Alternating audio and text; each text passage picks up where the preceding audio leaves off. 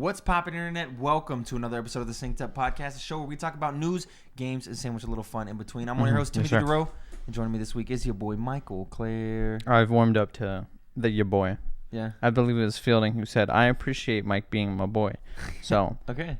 For Fielding, I'll let it slide. Thumbs up. Okay, today we're going to be talking about some plans for E3. Ubisoft, a lot of Ubisoft stuff coming out this week, and also Bethesda things getting confirmed. Spicy. Maybe not by Jeffy Grubb. Who knows? But before that, a little bit of housekeeping for you. Do you like our show? Who are you asking? Anybody. Oh. If you do, though, you should consider supporting us on Patreon at patreon.com/syncedup, where you can get access to our lovely Discord for $1 or for $5. You can get post shows of all of our shows and a few other goodies, all from youtube.com/synceduppodcast and podcast services around the world. It's worth it.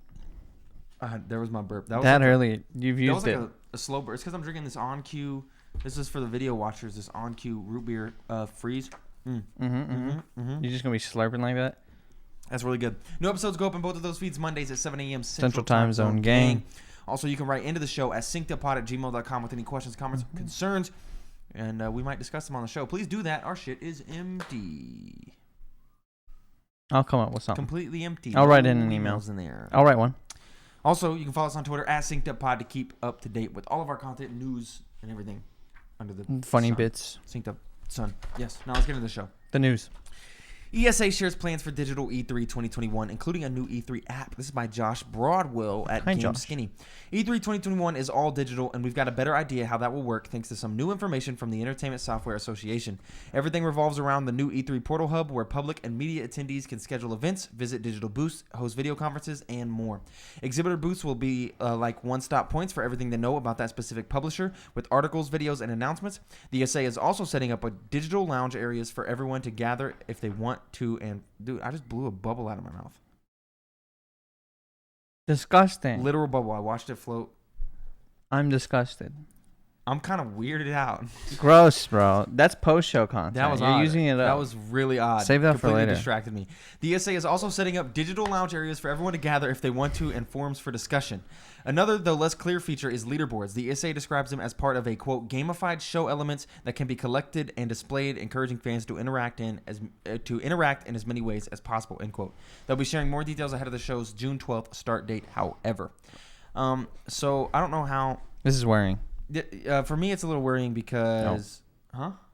I was kind of joking. I was going to go on a bit, but you got some. I think it's a little bit worrying, mainly for a couple of reasons. First and foremost, I think it's not worrying in the sense of us being able to watch the press conferences, because those will be on Twitch, YouTube, all that kind of stuff like we see normally. But for any of the more in-depth E3 stuff that we're going to see, a lot of these, you see it all the time, a lot of these in-house made apps just crumble under the weight of the amount of people on them. Yeah. And so can the ESA make an app good enough with the servers good enough to be able, because E3 is not a thing you can, hey, we're going to extend it today so everyone can get a thing. Like, it's happening and that's it. So yeah, people got to be able to get on this app, and the app is more for press outlets and stuff than for us, but that's still worrying for them to to have to go through these hubs. See, on the E3 this side is of where I was going to joke and be like, I'm worried because of the leaderboard system, because what they're going to say is top 3 people get a free pin or something, and I'm gonna be like, I gotta cancel work. No. I have to be E3 for 3 days straight, go into these digital booths, looking for all the clues, finding the Declaration of Independence just to get some free pin. Yeah. No. So,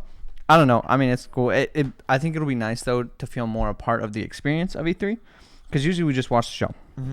Sit on the couch, and it was always a mystical idea to be able to go to E3 someday. Yeah, that'd be really cool, right? It'd be fantastic. But I think the app will make it kind of feel more interactive. Like, you're there, you're kind of involved in some way. So I actually am kind of excited for that. Yeah. Hopefully, I mean, they're the Entertainment Software Association. Yeah. Hopefully they can make an app. Yeah, I'm just worried that they aren't going to be able to do it, but we'll see. We'll have to wait and see. Look forward to more stuff coming out about E3 in the coming month. E3 is exactly a month. E3 will be over in exactly a month. So get excited, because shit's going to be popping. Nintendo's going to be there. You know, Switch be Pro, on my couch. Switch Pro rumors. Switch next. Switch next. Yeah, I don't know. Maybe we should do depending on the news on one of these days, E3 predictions episode. We need to do something like that. But let's start talking about Ubisoft now. Ubisoft says it's changing strategy to focus on more high-end free-to-play games. Assassin's Creed firm says it will no longer rely on 3 to 4 AAA games each year. This is from Tom Ivan at Video Games Chronicle. Ubisoft is shifting away from its traditional strategy of releasing 3 to 4 premium AAA titles each year, but plans to launch high-end free-to-play games for all of its biggest franchises. The company provided an update on its game development strategy during its full-year earnings call on Tuesday, when it said it intends to be less reliant on AAA releases as part of its overall product mix. Quote, in line with the evolution of our high-quality lineup that is increasingly diverse, we are moving on from our prior comment regarding releasing 3 to 4 premium AAAs per year, said Ubisoft's chief financial officer Frederick Duguet. And then there's a little update to the article that he put in here. Ubisoft told VGC its free-to-play push does not mean it will release less premium games. Back to the article, quote, it is indeed no longer a proper indication of our value creation dynamics. For example, our expectation for Just Dance and Riders Republic are consistent with some of the industry's AAA performers. Additionally, we are building high-end free-to-play games to be trending towards AAA ambitions over the long term, he added. This is purely a financial communication evolution and doesn't change the fact that we continue to expect a high cadence of content delivery, including powerful premium and free-to-play new releases. So, this is a weird thing. Yeah, I don't know if I'm excited about Ubisoft IPs being worked on free to play. Mm-hmm. As in, because with the next story coming up, we're going to talk a little bit about that. But making a free to play Assassin's Creed game or a free to play something like that. I don't think I'm too stoked. Especially if resources are being pulled away, because I feel like they've been on an. I mean, at least with some of the franchises, especially with Assassin's Creed, they've been doing very well. Yeah, I agree. And pushing in the right direction. If you're telling me you're going to pull resources away from that to work on a free-to-play AC game, I don't know if I'm about it. Yeah, I don't think I am. But like for other franchises, maybe it'll work better. Like for something like Watch Dogs, maybe a free-to-play Watch Dogs game might work better. Or The Division, like in this next especially story. The Division. Yeah, this next story here, a little bit more Ubisoft stuff. Ubisoft will now brand all of its own games as Ubisoft Original. This is by Tom Phillips at Eurogamer. Assassin's Creed and Far Cry publisher Ubisoft will now brand all of its games made by internal studios as Ubisoft Originals. The name first cropped up last week when Ubisoft announced Tom Clancy's The Division Heartland, a new free-to-play spin-off due later this year or early next. I think The Division works well in a free-to-play I think thing. that one works. When asked whether this label meant anything more than fancy new branding, a Ubisoft spokesperson told Eurogamer today that, quote, moving forward, the Ubisoft Original mention is attached to all of Ubisoft's game created in-house by our talented developers. Perhaps this is just a fancy branding, but currently Ubisoft does not publish any major games from external studios. If Ubisoft was looking to release games from other developers in the future, perhaps some kind of indie publishing program, this label would make sense as a way to differentiate those from games made by the dozens of internal Ubisoft studios around the world. So yeah, like we were saying here, The Division I think works well with a free-to-play spinoff just because of the nature of that game. Yeah. But I don't think there's many other AAA games coming out of Ubisoft's corner section that works well in that environment. Like Assassin's Creed, Far Cry, shit like that. It doesn't really. Yeah, I don't think it'll work. Doesn't really work well. But this does get me excited though. The possibility of Ubisoft doing an indie push like EA does or something like that to differentiate because I would like it. Yeah, I do love how when questioned whether it was just a name change or actually something more, they just said, We're now Ubisoft Original. Yeah, that's pretty much it. So maybe get excited for possibly published indie games by Ubisoft in the future. Who knows? But a thing to not be excited about is the fact that Skull and Bones has been delayed yet again. Another year, another delay. Yet again. The open world pirate game has now been delayed in 4 consecutive years. This is from Tom Ivan again over at Video Games Chronicle. Ubisoft has delayed its open world pirate game Skull and Bones yet again. The publisher announced a delay on Tuesday as part of its latest earnings result, confirming that the game is now scheduled for release during its next fiscal year beginning on April 2022. Ubisoft said the current fiscal year ending on March 31st, 2022 will include the releases of Far Cry 6 and Rainbow Six Quarantine by September 30th, plus Riders Republic, The Division Heartland, and Roller Champions. Skull and Bones will now be released in 22 to 23, it confirmed. This game's, I don't think this game's ever fucking coming out, bro. I don't know. I think since they keep delaying it instead of canceling it, it has to come out at this point because you've put an extra 4 years of work into it than expected. Yeah. You're too far in. I think it's going to come out. But how do you feel about this lineup? It's terrible. Okay. Far Cry 6 seems interesting. Quarantine is just an update to an old game. And you're not going to be on Roller Champions? No. Oh, okay. Or Riders Republic. I couldn't even tell you what that one is. I forgot. Glad we're on the same page. Yeah, I completely. I didn't know if it was a racing game or a motorcycle game. I have remember. no idea. I literally can't remember at all. Far Cry 6 is about Ubisoft is popping off. But they're all original. Valhalla was good. It was. I did like Valhalla. You know what's gonna be good though? What's gonna be Fucking good? Starfield. Bethesda Starfield is exclusive to Xbox and PC. It's claimed. Reporters suggest a sci-fi RPG will appear at E3 and release in 2022 from Andy Robinson at Video Games Chronicle. I would love this. Wow, 2022. I didn't see that part. Bethesda's sci-fi RPG Starfield, well, he also said it could be released this year, but maybe not, depending on COVID. Bethesda's sci-fi RPG Starfield will be exclusive to Xbox and PC and thus won't release for PlayStation 5. It's been claimed. That's according to GamesBeat journalist Jeff Grubb, who wrote Friday, Starfield is exclusive to Xbox and PC, period. This is me confirming that. Speaking in a live stream video, the prominent games industry reporter went on to state that he believed the title would appear at E3 next month and likely release in 2022. Starfield is the next big RPG from the creator of The Elder Scrolls V Skyrim, originally announced in June 2018 with a teaser trailer, following which director Todd Howard said it was a game he wanted to make for a very, very long time. Nothing has been seen of the game since, and at 2019's E3 show, the game director asked fans to be very patient in regards to the next unveiling of Starfield. The release plans for Bethesda Softworks' upcoming projects have been major talking points since Microsoft announced its acquisition of ZeniMax Media for $7.5 billion. The dubs keep coming for Xbox. The dubs continue to keep coming for Xbox. Jeff Grubb, a very notable and I think respectable person in the I games think so industry. too. And he usually, the things that he says is usually true. I trust this wholeheartedly. He appeared on Kind of Funny and said the original plan was to release Starfield in 2021, but that was pre-COVID restrictions and stuff. Which that shocks me. Yes. That blows my mind. Yeah, and so I would never have expected the 2021. And so he thinks it's going to be released in 2022 now. But I still think this is very exciting. If we can see some gameplay or something at E3, you know, Microsoft's recent acquisition of Bethesda, they're still doing two separate press conferences, but you know they're gonna dovetail them together really well. Yep. To show gameplay. That would of sell Starfield. That would sell Xboxes. That would sell Xboxes, and to say, hey, it's coming out March 2022, Xbox exclusive, day one Game Pass. Here's the game. You can see it. Maybe it's a play demo. Maybe it's just a gameplay. Do something like that. You can go crazy. Hey, and I don't know. Maybe this is just me being stupid because we didn't get E3 last year. We haven't really had a gaming event that has hit in like 2 years. Like it's been a long time since we've had one where everyone's been like, oh my God, and like we've been like on our heels. We've had good gaming events, don't get me wrong, but there really hasn't been one where like our minds have been fucking blown, you know, in a minute. And so I think, so maybe I want E3 to hit because it's been a year and we haven't had anything. I really feel like E3 is going to hit this year. But that would be pretty gargantuan to be like, hey, here's the cool ass game that you know, the next Bethesda game that we've been waiting for. It's been a long time. That the next everybody's big one. wanted. Exactly. And also, it's not coming to PlayStation. And also, hey, give us $1 and you can play it for 3 fucking months. Yep. Okay? Like, I think this is exciting. It sells Xboxes. It's a good move for Microsoft. It's cool. I'm excited. Glad I got mine. I'm stoked. And also, I don't think this is too shocking, though, to talk about on that side of things. I know a lot of people were like, oh, man, it's still going to come out on Sony because the thing came a little late in the cycle. They paid $7.5 billion for ZeniMax. I don't think this is incredibly shocking. I just would have been shocked if there wasn't a contract already made for this game for PlayStation. Because if you have it ready to be released in 2022 and the acquisition was like less than a year ago, then...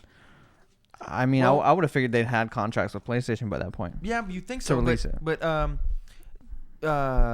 Microsoft has the ability to buy out that contract or something, you know. Well, Bethesda typically doesn't do these. They don't do like exclusivity deals. They don't do. Well, I'm not saying exclusive to PlayStation. Just like we're developing this for PlayStation and Xbox. Yeah. We're working to get this distributed with PlayStation and Xbox. Yeah.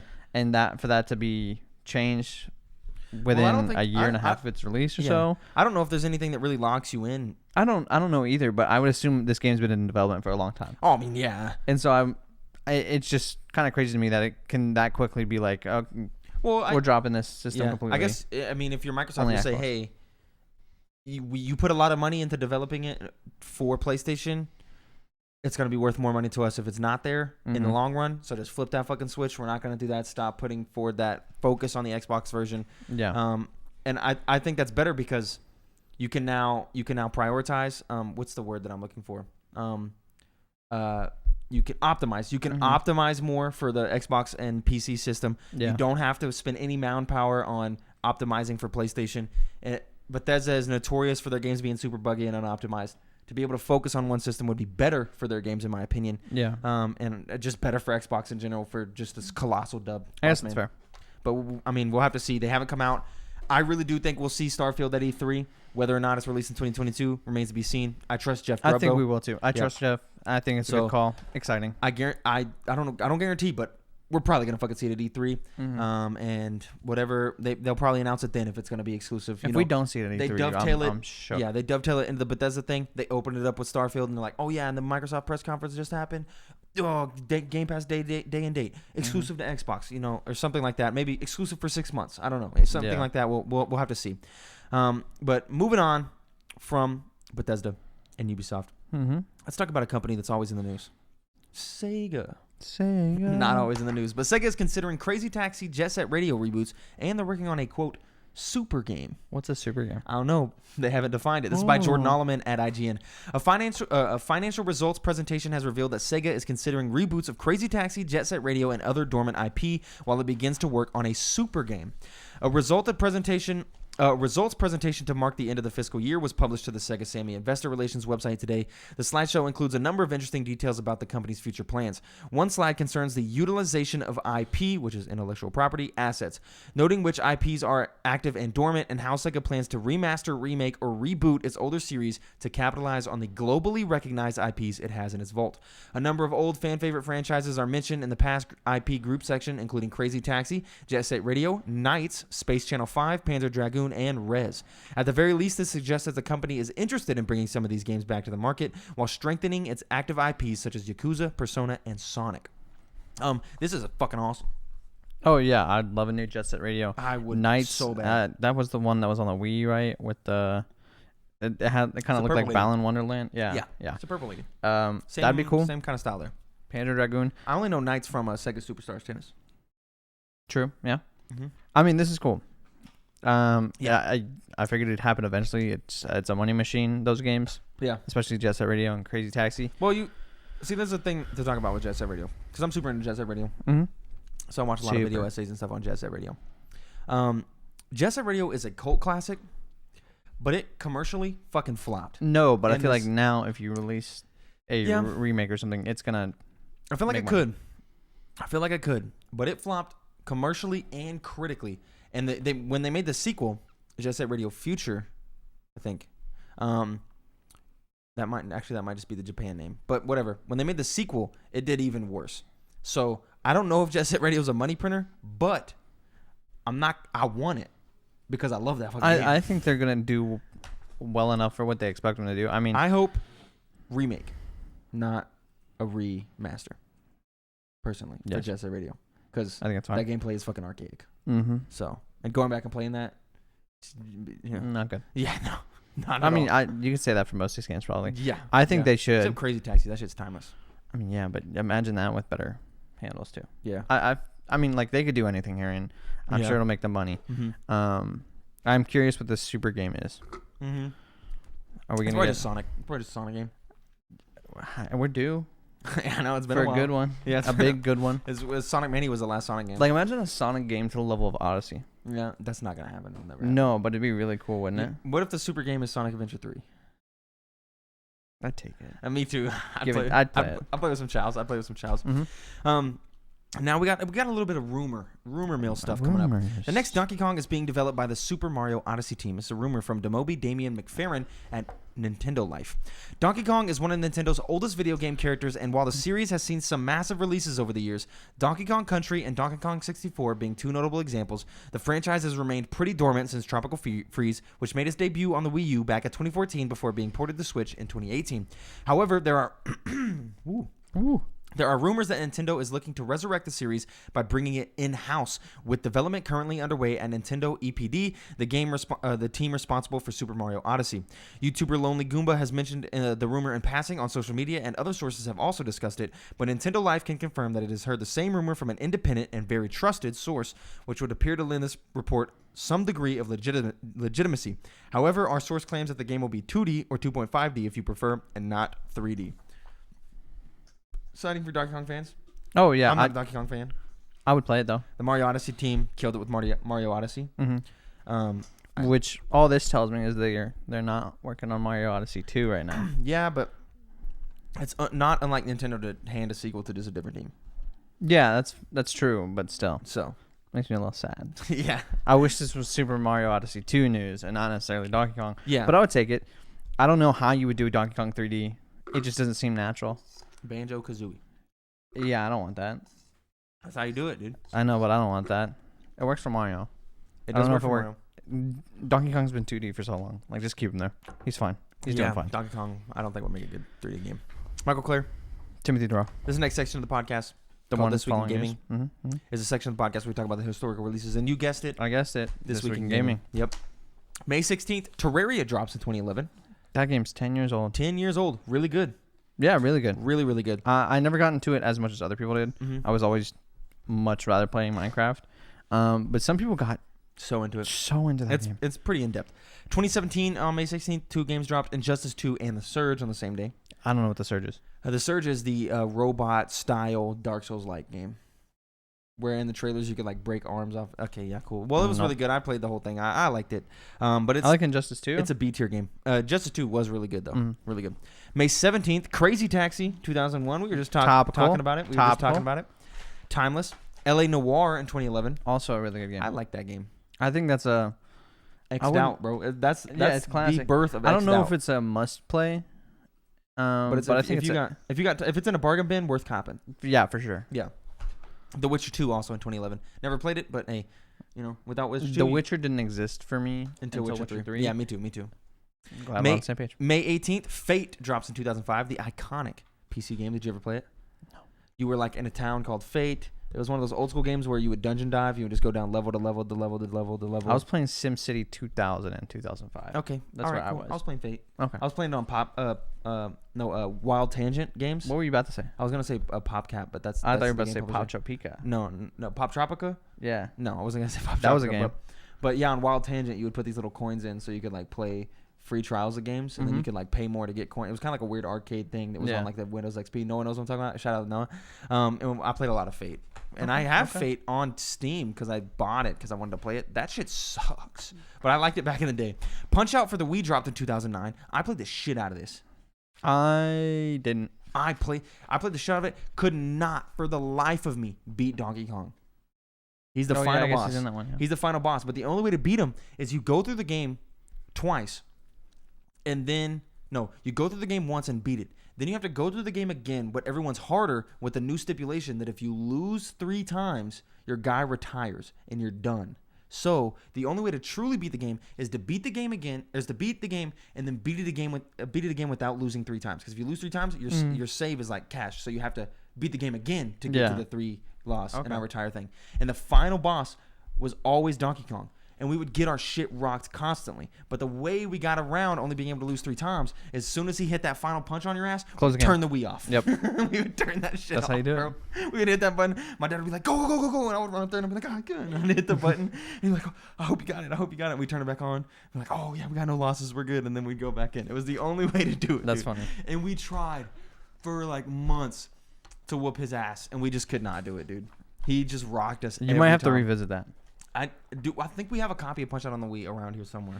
I feel like that'd be a good challenge for you to see if you could beat it now. Because there's a lot of games from when you're younger where you're like, this is the hardest thing in the world. I could never beat this. But my dad, and then you do it now. Well, I mean, your dad's your dad. That's true. You're Timothy Durrell, you know? That's true. I want to see Tim conquer this, okay? Oh, my God. I'll take it. A year later, though, in 2010, Alan Wake drops. Classic game. Who is the Origami Killer? Red Dead Redemption. Red Dead Redemption dropped in 2010 as well. That's a game I missed. Jordan loves it though. He's a big fan of the Red Dead games. I liked Red Dead. He has something Red to Dead say. 2. I was just gonna say I agree. I think the game, I guess you can say series now fully is pretty good. Red Dead Revolver is kind of outdated, obviously. Yeah. But it's still a good start to a game series. And when you look at Red Dead Revolver, you never see it going from that to Red Dead 2. Yeah. Red Dead 2 is a masterpiece. Incredible. So yeah, I actually played Red Dead Redemption a lot. I also played the Undead Red Dead Night the zombie version of it. Undead Nightmare. Which is like the same thing except just all zombies, completely new storyline. Yeah. So put a lot of hours into it. Classic. Yeah, it's classic. And just like you were talking about, it didn't exist until 2015. The Witcher 3 is when that dropped. Very good game. May 19th, Wii Fit dropped in 2008. Never a better feeling in the world than an automated woman calling you morbidly obese. As soon as you get in the game. Yeah, as soon as you're in that. You're like, oh, you're in 7th grade. 4'9", and you weigh 160. Yeah. You're in 7th grade dealing with bullying, and you're like, oh, I can trust Nintendo, and they just call you a fat ass. And then they just have you do steps. Yeah. Up and up to the side, up to the left. Oh, turns out you're a fat ass. Like every time. We can't fix it. Yeah. Sorry. Hated it, dude. Wolfenstein the New Order dropped in 2014 as well. Really, really iconic. May 20th, speaking of iconic, Grand Theft Auto 3 in 2002. Really good. And then one of my favorite Supergiant games, I don't know if you've played it, Transistor in 2014. No, I didn't play Transistor. Really good. Phenomenal soundtrack as well.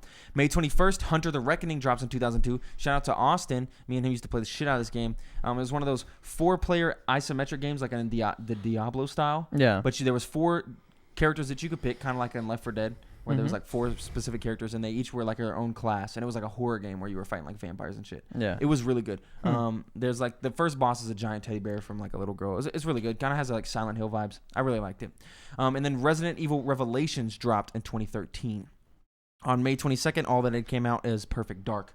Getting a sequel or a remake or I don't know. Getting to something coming up from Xbox. So there you have it, folks. A good week. It was a pretty good week. I'd say it's a good week. Now it's time for the game. The game. Who's thinking of a character? I'm eating icy. I'll come on with one for you.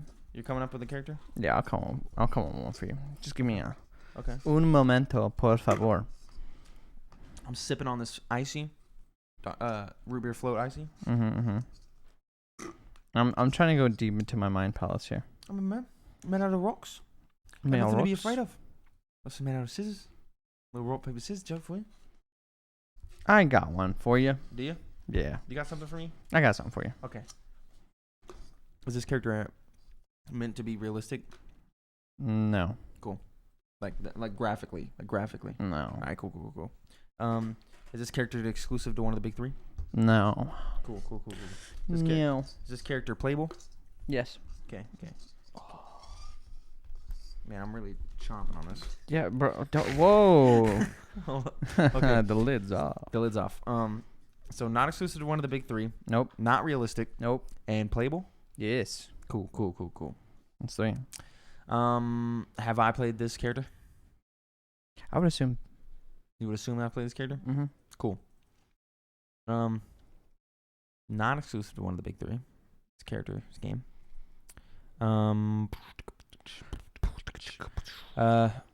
So cartoony. Mm-hmm. Cartoony, not exclusive to one of the big 3. Mm-hmm. Playable. Mm-hmm. Yes, sir. Is this character? Okay, let me think. He's thinking. Is this character good? Yeah. Cool. Like you're saying, good guy. Yeah. Yeah. Okay. That's 5. That's 5. 5. Trying to think. Good guy. Is this character published by any company that we have talked about on the show this week? Oh. Yes. Okay. Is this a Sega character? Yes. Okay. That's 7. Is this character blue? No. So not Sonic. 8. But playable and a good guy. So not Shadow. Really just sniped Sega like that, huh? Uh-huh. Well, yeah, but like Had to. could have been Ubisoft. Is this character red? No. So not Knuckles. Knuckles. Is this character yellow? Yes. Does this character That's have 10. Is this character a nerd? Is he real geeky? Is he a geeky character? Yeah, you can say that. Okay. It's 11. Dude. I mean, I know what you're going for. Oh no. Does this character have a nickname? Yes. Okay. Most characters do. Okay. Does this character have tails? 2 of them? Yeah. Okay. Is it Miles Prowler? You would be correct. Yes, okay, sir. cool. I was like, is there another yellow Also Sega known character? as Tails. Is there another Sega character that I'm not thinking of that's yellow? I don't know. I tried to throw you off the scent a little there. I didn't think you'd get it that fast. Yep. Miles Prowler? I thought once you got Sonic knocked out, I was like, all right, maybe he'll explore another avenue. And then you just said red and yellow. I was like, all right, no, it's over. Gotta knock out Knuckles. Gotta knock out Tails. Well, you got me. Knuckles. I've been bested. Yep. Now let's talk about the games that we've been playing. Ooh, we've been playing some games. We have been playing some games. So I finished Resident Evil Village. My thoughts are the same. That game's fucking boring. The best parts of the game are the puzzly elements. Mm-hmm. I think that's where it really shines, but the gunplay and stuff remains to be boring. Every single boss fight was the same movements. Just run until I'm out of their range. Blast, blast, blast. As soon as I get close, run some more. Blast, blast, blast. Run some more. There wasn't really much to switch it up. The only boss fights that's different was in my favorite part of the game, where they take your guns away and you're not shooting and you're forced to do something different there. But all of the other portions of the game, I'm trying not to spoil anything so people can still play it. They're just anytime I was shooting guns, I just did not want to be shooting guns. But anytime I was doing anything else, I was like, yes. When I was exploring, when I was getting boxes, like breaking boxes and trying to, what's left in this room? Like, what's in here? I can't find it. Oh, there's like a little thing there. I shoot it. Oh, it drops down. That's the thing in the room. Oh, what do I need to unlock this door? This door. Oh, I grab this piece. If I run back down to here and go down here, I can now unlock this door. And there's all this stuff. That's cool. That's fun. But the boss fights and the gunplay, just the entire way through, I was just like, dude. This sucks. And like you said, I should have put it on casual difficulty a lot sooner than I did, and I think I would have had a better time with the game. Yeah. I think that's a thing that a lot of people need to get through their heads. Me a little bit sometimes too. It's that it's perfectly okay to just drop difficulties down and stuff to be able to play a game, because the game ultimately is there for your enjoyment. And so unless you're specifically interested in the challenge, just throw it on casual. Yeah, because you shouldn't feel.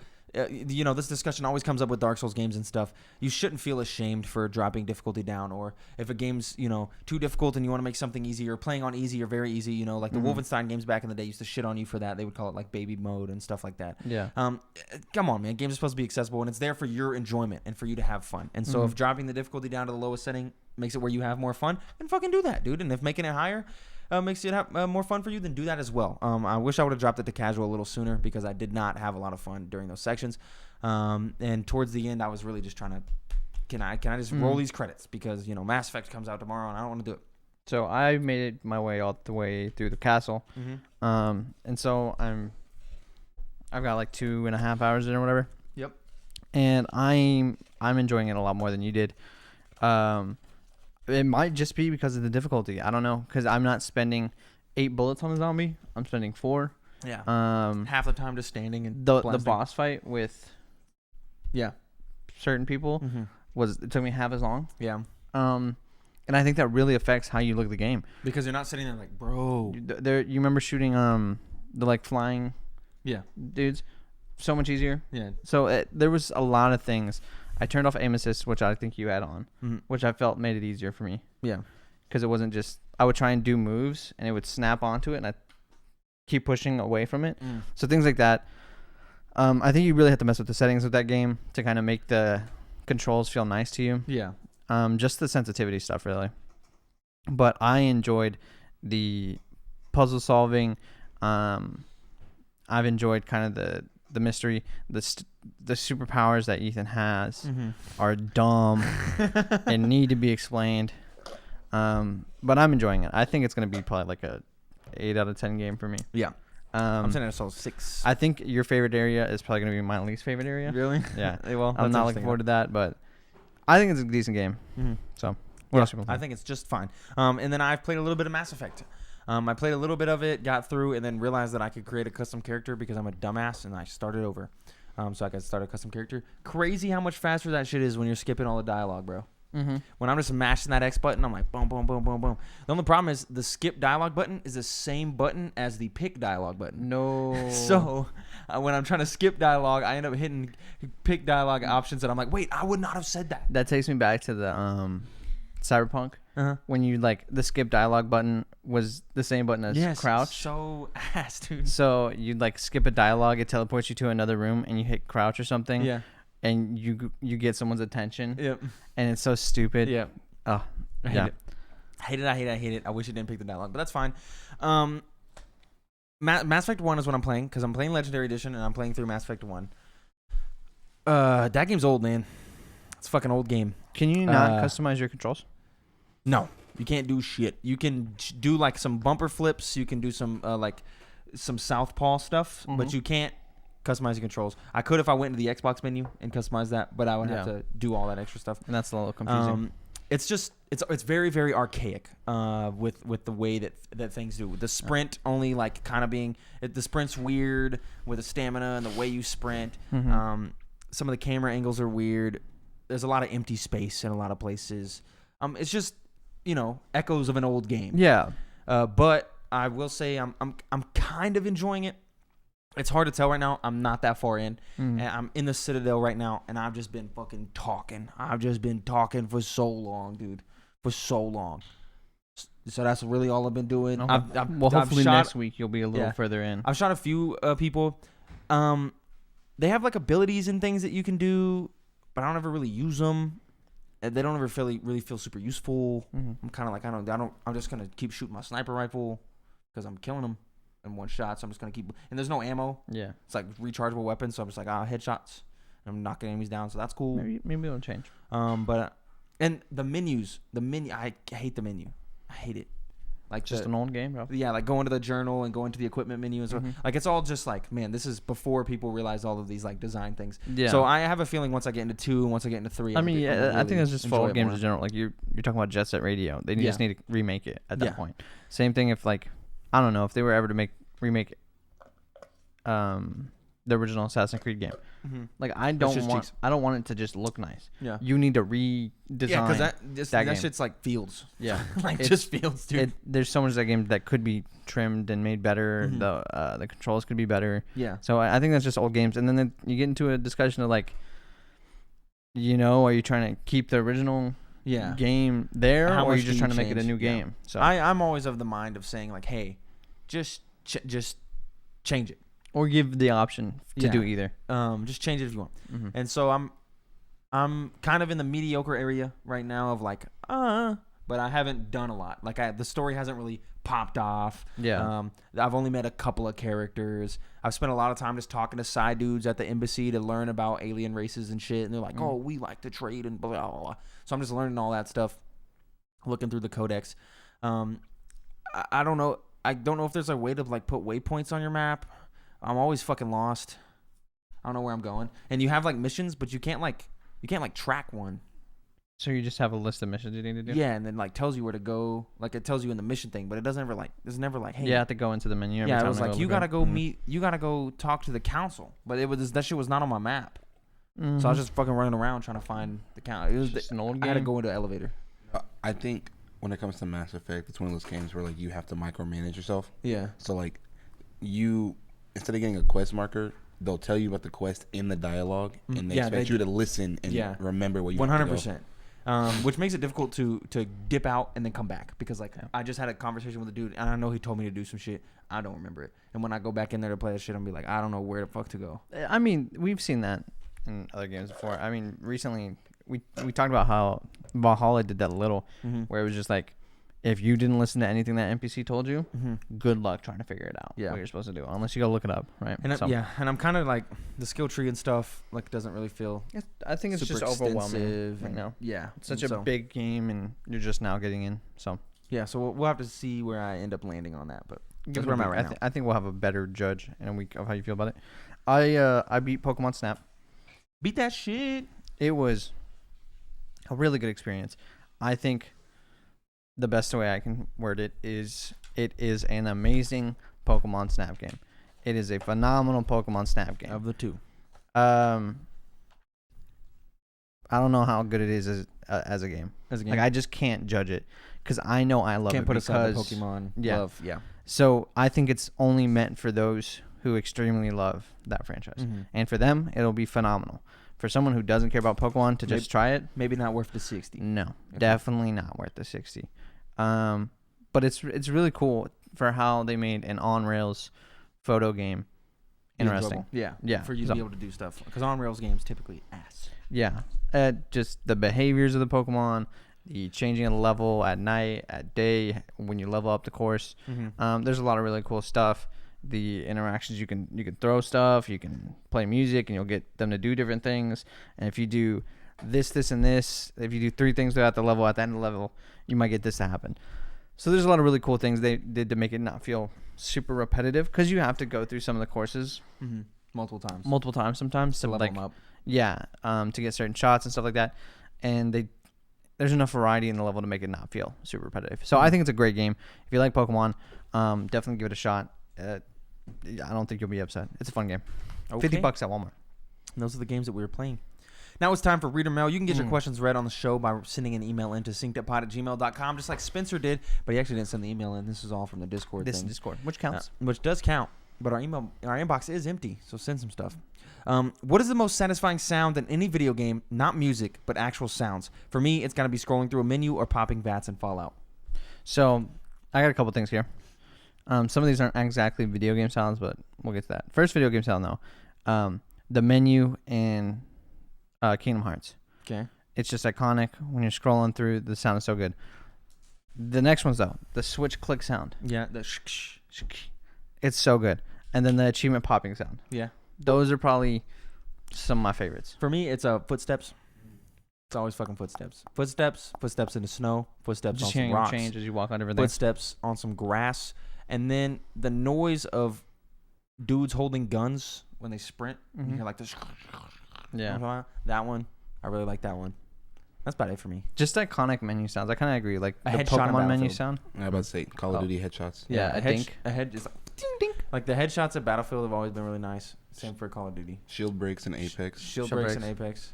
Really nice. Dude, that feedback. You like to have that feedback. Audio feedback. But footsteps always for me. If footsteps are super important in a game. Yeah, knocking down a chug jug in Fortnite. That's a good one. Yeah, sure. This one might be kind of like broad, but I love rain in video games. Yeah, like when it's a good rain texture sound and it hits, like when it changes from like the dirt to hitting metal and it feels real. I love rain. Yeah, rain's pretty good. With the recent release of Pokemon Snap, it got me thinking of relaxing video games. Which video game has to be the most stress-free and relaxing video game? The new Pokemon Snap is def up there along with any Animal Crossing. See, I disagree with Animal Crossing being stress-free because that's the reason I've not revisited it. Yeah. I'm going to open it up and I'm going to get stressed out. Exactly. And I'm not going to want to play it. There for a while, though, it was very relaxing. Yes, it was. It was less stressful than the shit happening around us at the time. Yes, it's relaxing because you're on top of it. Yeah. The second you let your village start to go a little, it's over. Stress. Outer Wilds is a very peaceful, stress-free game. Edith Finch, very peaceful, stress-free game. Well, it's not very peaceful, but it's stress-free. I think it's sad, tears. Minecraft, of course. Minecraft, dude, like, come on, you can't. It is so stress-free. You can't beat Minecraft. And you're only stressed out if you're playing with other people. That's not the game. Cozy Grove, pretty stress-free. Spiritfarer, nice and relaxing. Game about death and moving on. Did you say League gross of Legends? Spiritfarer? Did I just hear a gross to Spiritfarer? Scribblenauts? Scribblenauts is classic. Okay, yeah, sure. Drawn to Life. Super good. That's not a stress-free game, though, but that's a fun game. It's Drawn to Life. It was a shitty game for the Wii where you drew stuff. Tetris is up there. Me and Noah loved it. Tetris is not fucking stress-free. Well, okay, it's relaxing, not stress-free. Yeah, there we go. It's hard to find a game that does both. Yeah. Because sometimes relaxing is just getting your mind off stress on other things, right? So, Flower, I've never heard of iconic that. indie game. Indie? Journey. Just gonna name all your indie games now? Mm-hmm. What's a good game that? No Man's Sky. Oh yeah, No Man's Sky is good. That's about it. That's all I can think of. Yeah, I don't really play too many stress-free games. Yeah, I'm always playing games that are intense. Super fucking intense. Well, that's all I got for you. Yeah, that's all I got for you. That's it for the show this week. Hey, if you like that show, consider supporting us on Patreon at patreon.com/syncedup. You can give us some money to join our Discord or to get our post show like we are about to do. What are we going to talk about? We're going to talk about... not going to tell you. It has something to do with the zoo, and that's all I'll say. And it's not. And if you want to know more, just go ahead and throw us a $5 over there on patreon.com/syncedup, and you can get access to all of those post shows and have a lot of fun with us. We've ranked Little Debbie Chips. There's some good ones. Debbie Chips. You know what? Little Debbie Chips. We ranked chips and Little Debbie snacks on two separate post shows. You can pay $5 to get that if you want it. It's pretty good content. We talk about it in the Discord a lot, which you would also get access to if you did it. But if you can't, that's perfectly okay. We still appreciate you for watching or listening to this episode of the Synced Up Podcast, and we will see y'all next week. Everybody else, we'll see you soon. Goodbye. Goodbye.